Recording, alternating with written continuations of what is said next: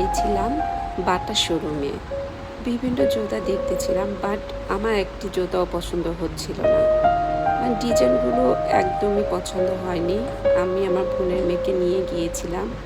সেখানে যাওয়ার পরে বাটা শোরুম থেকে বেরিয়ে আসলাম। বেরিয়ে আসার পর দেখলাম কিছু দূরে দেখা যাচ্ছে যে একজন ফুচকা এবং চটপটি মামা ফুচকা চটপটি বিক্রি করছে। তো আমি আমার বোনের মেয়েকে বললাম চলো আমরা কিছু খাই। তো সেখানে যাওয়ার পরে আমাদেরকে জিজ্ঞাসা করলো যে আমরা কী খাবো, আমি জিজ্ঞাসা করছি কত দাম। তো ওইসব দামাদামি করার পর নিলাম এক প্লেট ফুচকা, এক প্লেট চটপটি। তো সেইগুলোই আমরা খাওয়া শুরু করে দিলাম। খাওয়া দাওয়া শেষে আমরা আবার ব্যাগ থেকে বাসা জুতা পছন্দ হয়নি, যে কারণে দেখলাম রাতও আর পূরণ হলো না। নেক্সট ডে কী করবো, আর আমাদের খাওয়া দাওয়া শেষ করে আমরা